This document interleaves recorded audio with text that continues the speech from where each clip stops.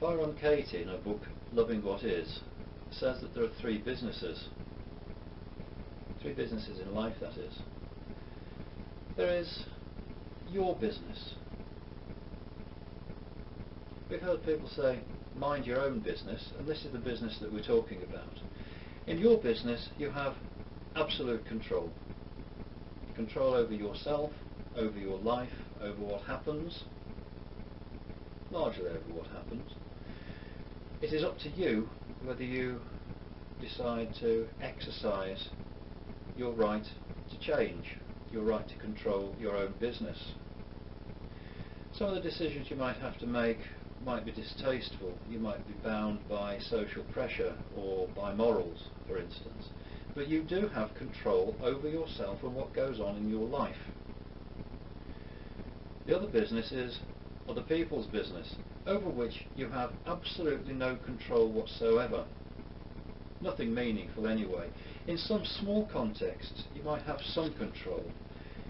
For instance, years ago when I was at school, when the master came in, you shut up and you stood up until you were told to sit down, and then you were quiet throughout the lesson, you made notes, you behaved yourself. When the bell rang and the master went, then of course there was mayhem until the next master turned up. There was control in limited contexts. We weren't changed, we just changed our behaviour to suit the circumstances. Anyone who's ever tried to change anyone will know that it is absolutely impossible.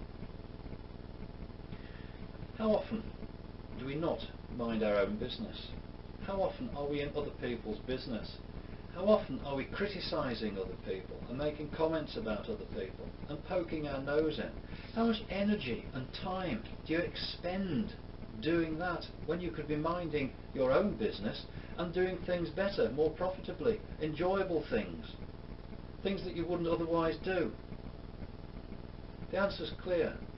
Keep out of other people's business, because you've got no authority there at all, in any way. The third business that she mentions is God's business.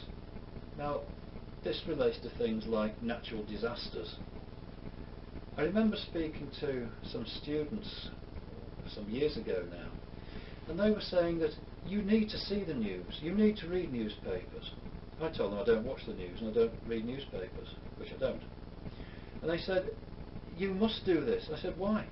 And they said, you need to know what's going on. I said, no I don't. Why do I need to know what's going on? What good does it do anybody if I know that there's been a disaster the other side of the world? Does it help the people who are suffering to know that I know?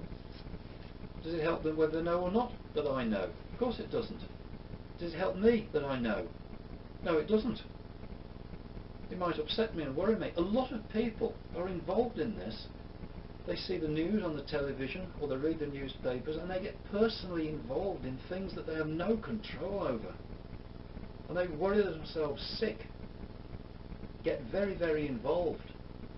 How much time and effort do some people expend in this area? Surely it would be better to mind your own business and do what you can to improve your own life, and make choices that really matter for yourself and those people who matter to you.